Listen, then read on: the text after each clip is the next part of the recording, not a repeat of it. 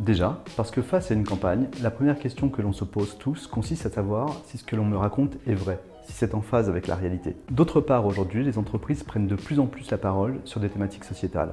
Ça concerne bien entendu l'environnement, ça concerne les lieux de production des produits, on voit de plus en plus cette thématique émerger depuis la crise du Covid. À chaque fois dans nos études, c'est presque systématique, on entend nos interviewés qui se questionnent sur les motivations de ces entreprises pour prendre la parole sur des thématiques de société. Est-ce que c'est sincère? Est-ce que c'est fake? Est-ce que c'est de l'opportunisme? Et si c'est de l'opportunisme, est-ce que c'est gênant? En fait, la question de la sincérité de la communication soulève la problématique du lien entre l'entreprise et la société. Et c'est une question à laquelle nous sommes très attachés, car nous sommes convaincus qu'il est devenu très dangereux pour les entreprises de mal comprendre l'évolution des tendances de société. Alors, ce qu'on remarque à travers le Club We Are Com, c'est que de plus en plus de communicants s'emparent de la raison d'être de leur entreprise pour bâtir leur plan de communication. Donc, ça veut dire que l'entreprise déploie une communication autour de son rôle sociétal, sans se limiter à son activité mercantile. Chaque action de communication, à sa manière, participe à l'expression de cette mission dans la société. Avec la loi Pacte, certaines entreprises, comme la Maïnif, comme Danone, ont fait le choix d'aller encore plus loin en devenant des entreprises à mission, et cette notion est la concrétisation explicite de véritables engagements. La personne morale s'engage devant les citoyens et la sincérité est l'expression fidèle de leurs intentions et de réalisations bien réelles. Et les communicants d'ailleurs ont encore du travail, puisque seulement 26% des Français interrogés par Via Voice ont le sentiment que la communication des entreprises va vers plus de sincérité et 34% ont du mal à percevoir cette sincérité.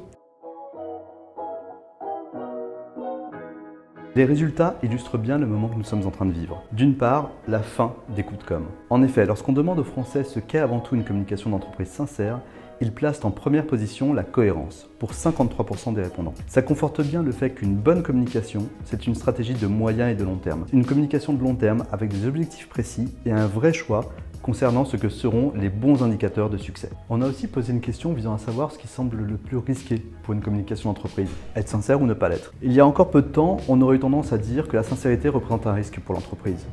Or, aujourd'hui, les Français estiment majoritairement que c'est le fait de ne pas avoir une communication sincère qui représente le plus grand risque.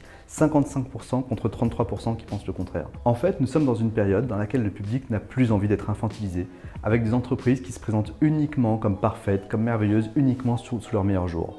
Mais en plus, et c'est ce qui marque le changement d'époque sur ce sujet, les individus ont besoin de comprendre qui est cette entreprise, à qui ils vont acheter des produits, des services ou au sein de laquelle ils vont plus postuler. Ils ne recherchent pas du tout une image idéale, ils veulent comprendre la philosophie globale de l'entreprise, ses choix, ses partis pris, puis ses faiblesses éventuellement.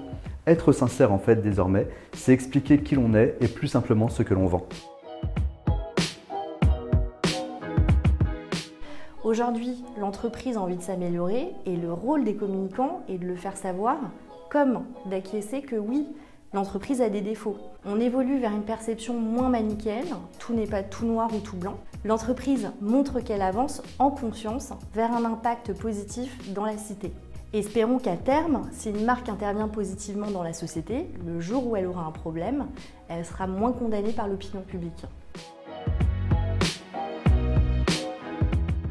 D'abord la cohérence dans les faits. Comme l'a dit Arnaud, la mission d'une entreprise est rarement décorrélée de son métier, au risque d'être taxée d'opportunisme.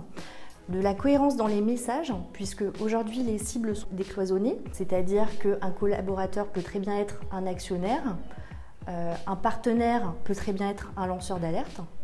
Et de la cohérence dans la durée, quand j'entreprends une action, je m'engage sur le long terme.